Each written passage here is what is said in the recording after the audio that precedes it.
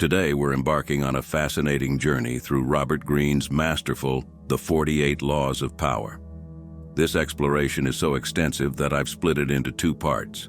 In this first video, we'll be delving into the first 24 laws, which comprise half of the entire set. Let's dive straight into this first part of our discussion. Let's visualize a scenario. You're seated in a business conference and a team member introduces a game-changing concept.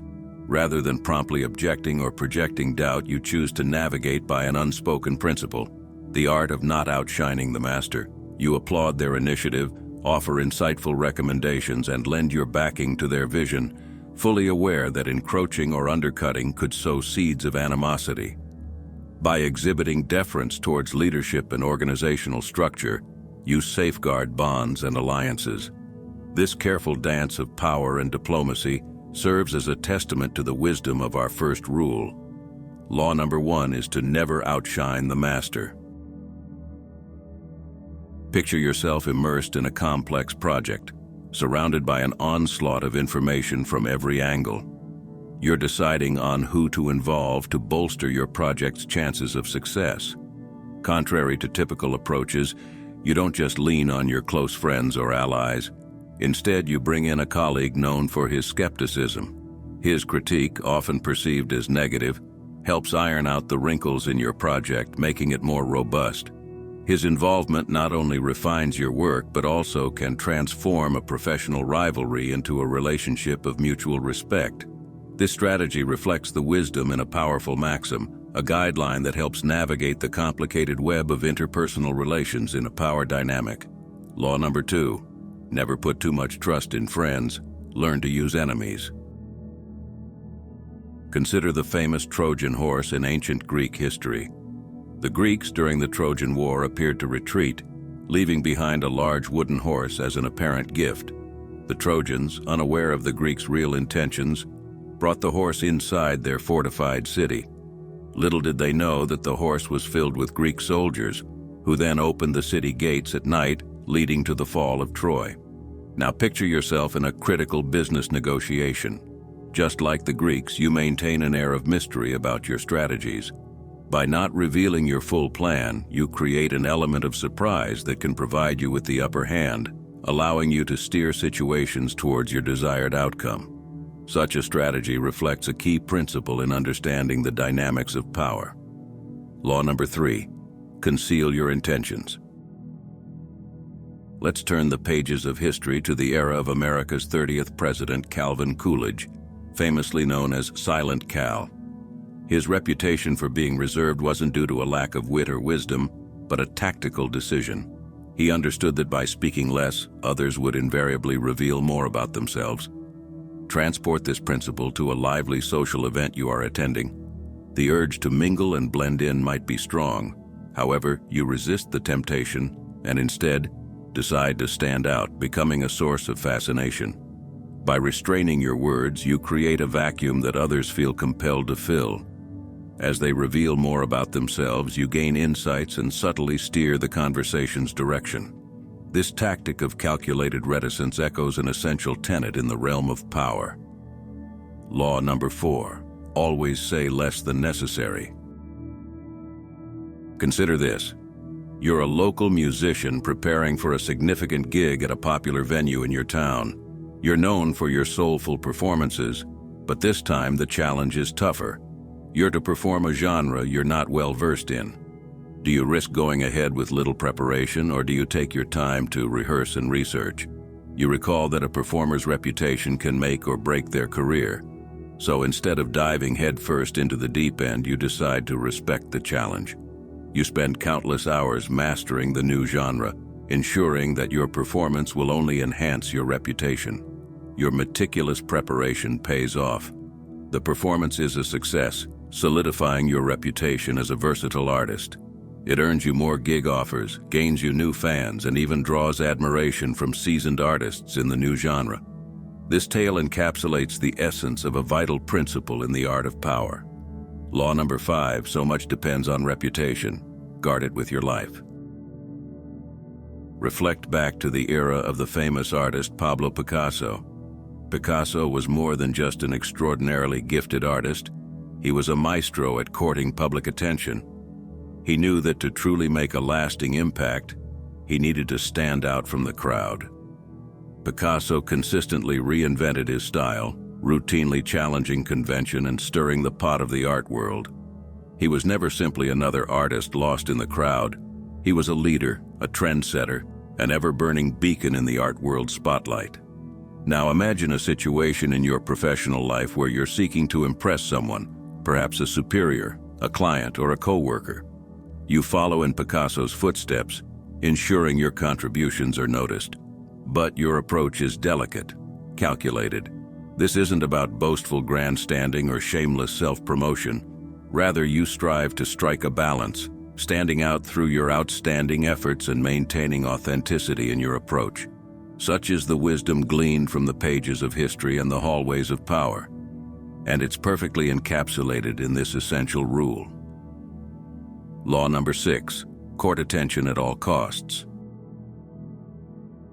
Recall the story of Thomas Edison, often hailed as America's greatest inventor. Edison is credited with inventing the electric light bulb, but in truth, many of the fundamental technologies had been developed by others. Edison's genius lay in his ability to improve on existing ideas, commercialize them, and most importantly, take the credit. His name became synonymous with the electric light bulb, while those who did the groundwork remained largely unknown. Now transport this understanding into a modern-day situation. You're in a brainstorming session with your team. Instead of immediately sharing your thoughts, you urge others to put forth their ideas. You listen, curate, and build upon these suggestions, subtly shaping the direction of the project. Through this approach, you're not just getting the work done, but you're also ensuring that your leadership and contribution are recognized, despite not being the originator of every idea. This clever maneuver reflects a pivotal principle of power dynamics. Law number 7, let others do the work for you, but always take the credit. Imagine you're a real estate agent negotiating a price for a high-value property. The other party is eager, but you sense they're trying to lower the price. You remember the importance of setting the game on your terms. Instead of pursuing them with counteroffers, you hold back and let the property's unique features and prime location serve as bait. They come to you, their desire to secure the property growing. This approach puts you in a position of control, enabling you to maintain the property's price and dictate the negotiation's tempo. This is a practical example of a pivotal principle in the art of power. Law number 8, make other people come to you. Use bait if necessary. Imagine you're a chef at a popular restaurant, and a new menu item you've proposed is facing some skepticism from the management. They argue it's too unconventional for your customers. Instead of engaging in a drawn-out debate, you decide to let your work speak for itself. You prepare the dish as a special one-day offering, and it turns out to be a hit among the customers. The glowing reviews and demand for more leaves management with no room for argument. This strategy perfectly embodies a key principle in understanding power dynamics. Law number 9, win through your actions, never through argument. Suppose you're working in a corporate office and you've recently had a falling out with a contentious coworker. The office grapevine is rife with speculation, and sharing your side of the story might momentarily satiate the gossip, but could also impact your professional image. Instead of engaging with the negativity, you choose to follow a different path. You gravitate towards colleagues known for their positivity, success, and professional demeanor. Their influence uplifts you, shields you from office politics, and helps you maintain your reputation as a focused, hard-working professional. Such a strategy represents a crucial rule in the world of power dynamics. Law number 10, infection, avoid the unhappy and the unlucky. Imagine you're a software engineer at a tech startup. You notice that despite your best efforts and contributions, you're feeling undervalued and overlooked. Then you recall an important principle. Instead of just doing your assigned tasks, you decide to take on a challenging project, developing a new feature that could significantly benefit your company's product. You invest time and energy, mastering new skills along the way. The project is a success, and suddenly your role within the team becomes indispensable. Your colleagues and superiors rely on your newfound expertise, and your value within the company rises. This is a real-world application of an essential law of power. Law number 11. Learn to keep people dependent on you. Let's travel back to the time of Julius Caesar. Once kidnapped by pirates, Caesar didn't respond with hostility, but instead used selective honesty and generosity. He promised more ransom than they demanded, disarming them with his unexpected behavior. Once freed, however, Caesar brought justice upon his former captors. Applying this historical lesson to everyday life, picture a scenario with a tough client. Instead of confrontation, you show understanding, patience, and openness about your product's limitations. This unexpected honesty disarms the client, eases tension, and paves the way for a better working relationship. Both instances perfectly demonstrate the wisdom of our final principle. Law number 12, use selective honesty and generosity to disarm your victim. Let's embark on a journey to Renaissance Italy and explore the ingenious mind of Niccolò Machiavelli. Notably, Machiavelli was a firm believer in appealing to self-interest rather than mercy or gratitude. When he was ousted from Florentine politics and sought to return, he wrote The Prince, a guide to political power, hoping to catch the eye of the ruling Medici family. He promised them insights and counsel that would help them maintain their rule, leveraging their self-interest for his advantage. Applying this wisdom to a modern scenario, envision a friend who has outperformed you in some aspect.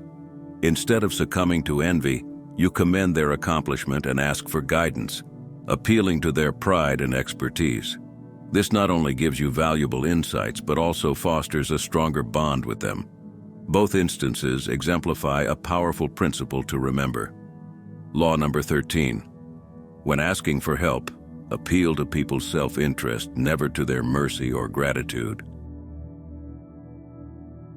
Think back to a time when you joined a new workplace or moved into a new neighborhood. You're surrounded by new faces, unfamiliar dynamics, and unseen alliances. You might have reservations, not fully trusting everyone's intentions immediately. Here, you could apply a principle that's as old as humanity itself, observing quietly and subtly, gathering insights about the world around you. Picture yourself attending social gatherings, participating in discussions, all the while listening more than you speak. Your friendly demeanor puts others at ease, but behind the scenes, you're learning, understanding who holds influence, what the prevailing attitudes are, and where potential opportunities may lie. This isn't about deceit or spying in the traditional sense. It's about maintaining awareness and vigilance in new and uncertain situations. These simple yet powerful actions mirror a timeless law of power. Law number 14, pose as a friend, work as a spy. Let's travel back to the 2nd century BC, to the climax of the Punic Wars between Rome and Carthage. In the aftermath of the Second Punic War, despite the peace treaty, Rome perceived Carthage as a potential threat that could rise to power again.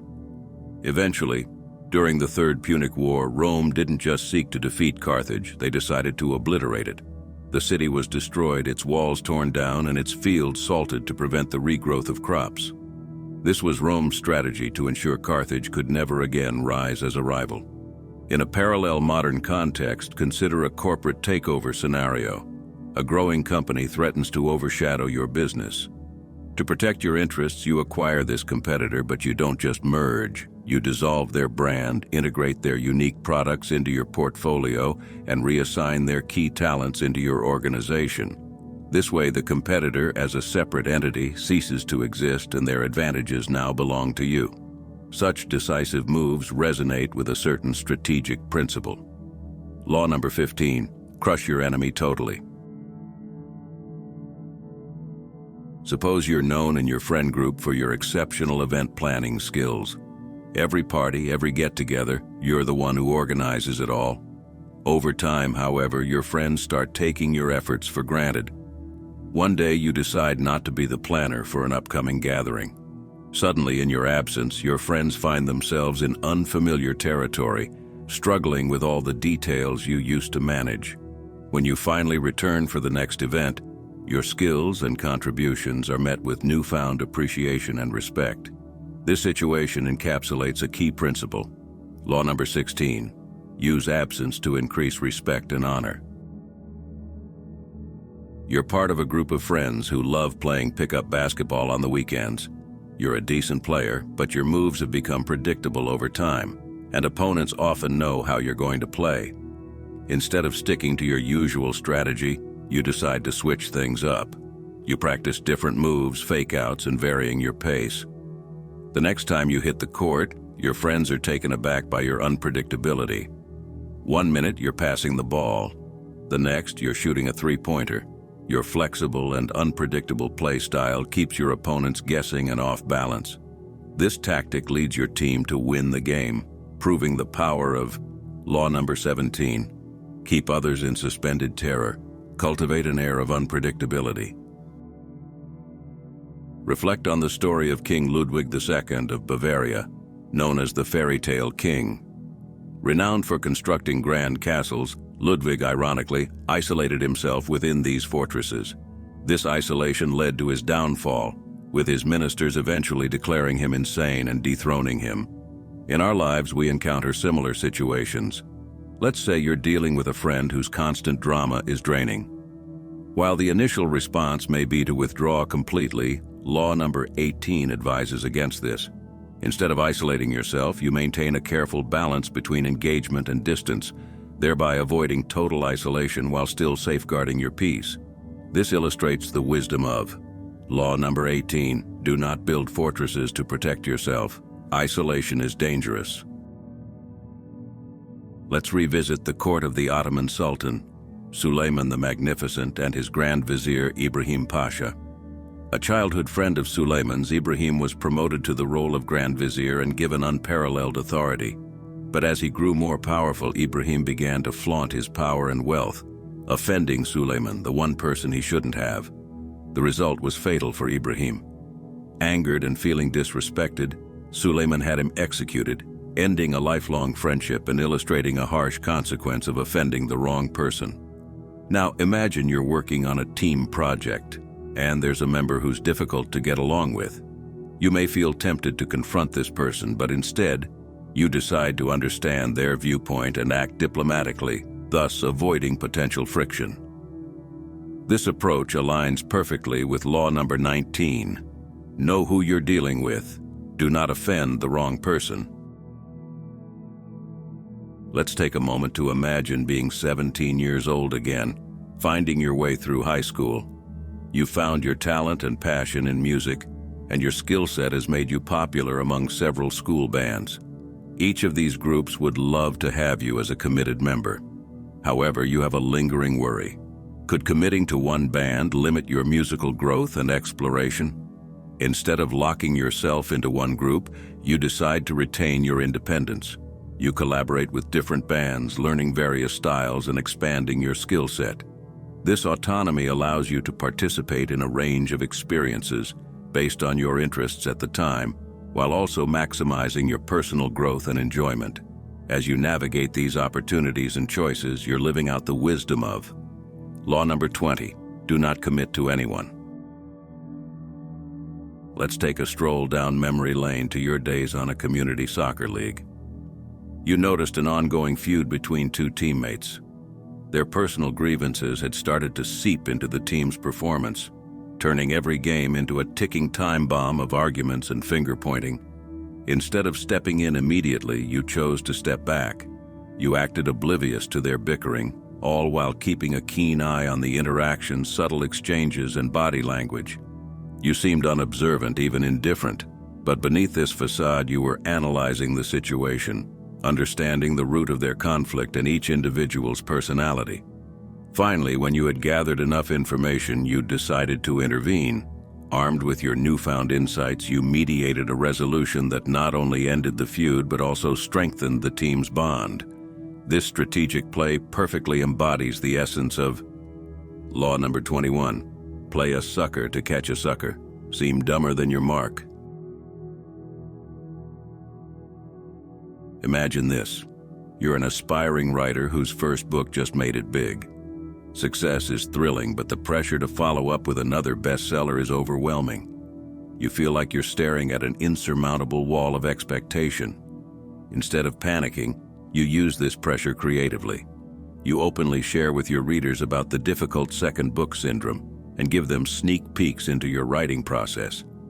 This strategy not only buys you time, but also deepens your connection with your audience.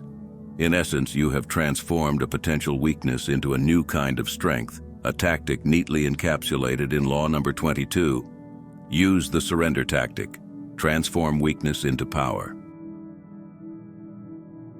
Imagine a humble bee in a forest, its value in the ecosystem enormous as a pollinator despite its tiny size. It doesn't attempt everything. Instead, it focuses on what it does best, facilitating pollination, thus ensuring the survival and growth of various plant species. In situations where you feel undervalued, draw from this example. Don't scatter your efforts, but focus on leveraging your strengths and creating the most impact. This not only enhances your worth, but makes a significant contribution overall. And so we find the essence of Law number 23. Concentrate your forces. Take a journey back to the Renaissance era. One man navigates the complex and treacherous environment of the French royal court with an unparalleled grace. This man is none other than Nicolas Fouquet, the finance minister of King Louis XIV. Despite being amidst a nest of vipers, as royal courts often are, Fouquet manages to play the perfect courtier. He uses charm, tact, and a keen sense of adaptability to maintain favor and stave off enemies. Translating this to your own life, suppose you find yourself constantly on the defense, feeling like you're in a similar court scenario. Maybe it's a tricky office environment, a competitive social circle, or a challenging family situation.